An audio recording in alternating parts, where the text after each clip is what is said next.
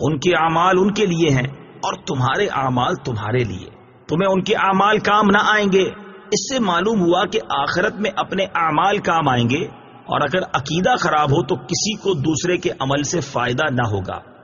وَقَالُوا كُونُوا هُودًا أَوْ نَصَارَىٰ تَهْتَدُوا قُلْ بَلْ مِلَّةَ إِبْرَاهِيمَ حَنِيفًا وَمَا كَانَ مِنَ الْمُشْرِكِينَ۔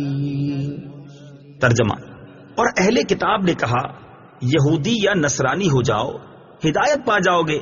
تم فرماؤ ہرگز نہیں، بلکہ ہم تو ابراہیم کا دین اختیار کرتے ہیں جو ہر باطل سے جدا تھے اور وہ مشرکوں میں سے نہ تھے۔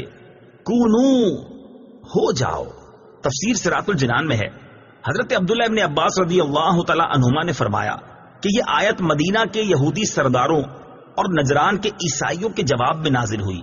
یہودیوں نے تو مسلمانوں سے یہ کہا تھا کہ حضرت موسیٰ علیہ الصلوۃ والسلام تمام انبیاء میں سب سے افضل ہیں اور توریت تمام کتابوں سے افضل ہے، اور یہودی دین تمام ادیان سے اعلیٰ ہے۔ اس کے ساتھ انہوں نے حضرت سید کائنات محمد مصطفیٰ صلی اللہ تعالی علیہ وآلہ وسلم، انجیل شریف اور قرآن شریف کے ساتھ کفر کر کے مسلمانوں سے کہا تھا کہ یہودی بن جاؤ۔ اسی طرح نصرانیوں نے بھی اپنے ہی دین کو حق بتا کر مسلمانوں سے نصرانی ہونے کو کہا تھا۔ اس پر یہ آیت نازل ہوئی، بل ملت ابراہیم، بلکہ ابراہیم کا دین۔ تفسیر صراط الجنان میں ہے، ارشاد فرمایا کہ اے حبیب صلی اللہ تعالی علیہ وسلم، آپ یہودیوں اور عیسائیوں کو جواب دے دیں کہ جب کسی کی پیروی ضروری ہے تو ہم حضرت ابراہیم کے دین کی پیروی کرتے ہیں جو کہ تمام فضائل کا جامع ہے، اور حضرت ابراہیم علیہ الصلوۃ والسلام ہر باطل سے جدا تھے اور وہ مشرکوں میں سے نہ تھے۔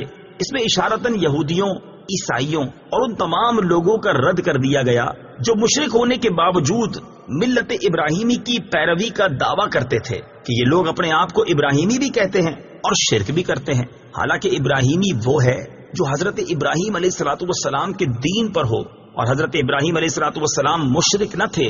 جبکہ تم مشرک ہو تو ابراہیمی کیسے ہو گئے؟ اس سے دو مسئلے معلوم ہوئے۔ ایک یہ کہ حضرت ابراہیم علیہ الصلوۃ والسلام کو رب تعالی نے وہ مقبولیت عامہ بخشی ہے کہ ہر دین والا ان کی نسبت پر فخر کرتا ہے۔ دوسرا یہ کہ صرف بڑوں کی اولاد ہونا کافی نہیں جب تک بڑوں کے سے کام نہ کرے۔